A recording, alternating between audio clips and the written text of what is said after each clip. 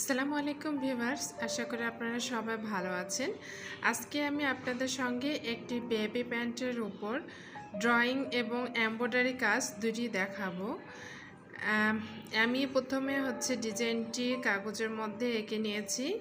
এরপর সেই কাগজটি আমি খাতার মধ্যে এঁকেছি, সেই খাতাটি আমি কাপড়ের উপর বসিয়ে এরপর আমি পেন্সিল দিয়ে ডিজাইনটি ড্রয়িং করেছি।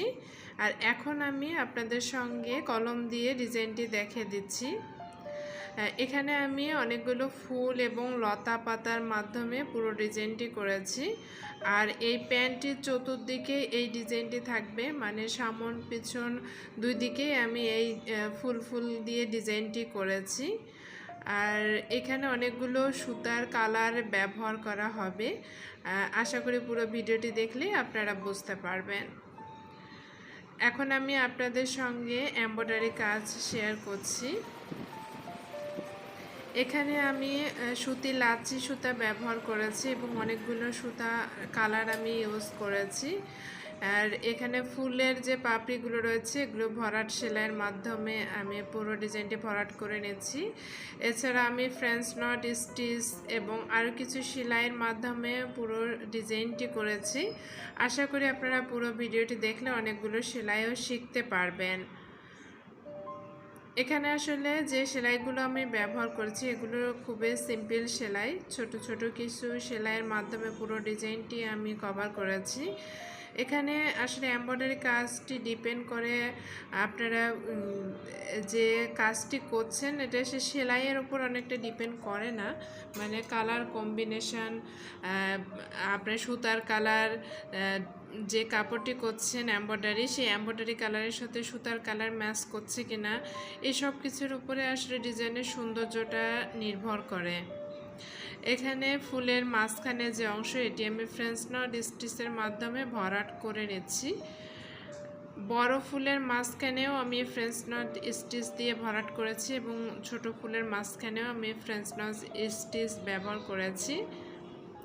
এই যে দেখুন, এখানে যে ফুলগুলো আমি ইউজ করেছি এটা হচ্ছে এক একটা ফুলের মাঝখানে এক এক ধরনের কালার আমি ব্যবহার করেছি। যদি হলুদ কালার ফুল দিয়ে পাপড়ি করি তাহলে সাদা কালার দিয়ে আমি মাঝখানটা ভরাট করেছি।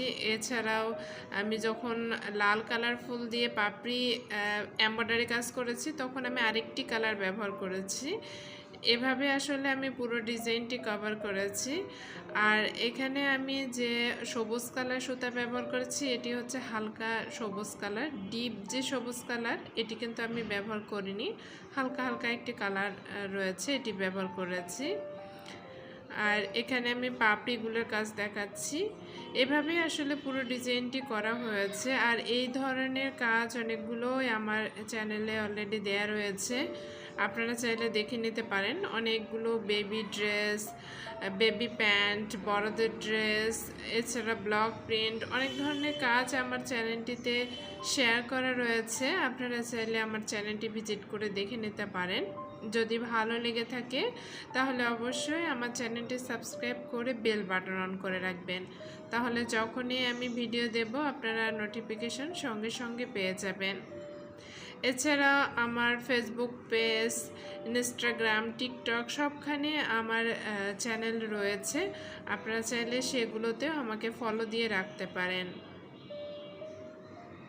এই যে দেখুন, যদি আপনারা চান যে পিছনের দিকে গিট না দিয়ে এরপর সেলাই করতে, তাহলে এভাবে উল্টা দিক দিয়ে প্রথমে সে কাঁথা স্টিচের মাধ্যমে স্টিচ করে নিয়ে এরপর উল্টা দিকে যখন এভাবে স্টিচ করে নেবেন এরপর সোজা দিক দিয়ে সেলাই করে নেবেন, তাহলে আসলে গিট দেওয়ার প্রয়োজন হবে না। অনেক সময় দেখা যায় যে গিট দিলে বাচ্চাদের যে প্যান্ট বা বাচ্চাদের জামার মধ্যে গিট দিতে গেলে তাদের গায়ে ব্যথা লাগে, তো এজন্য আপনারা এইভাবে করতে পারেন।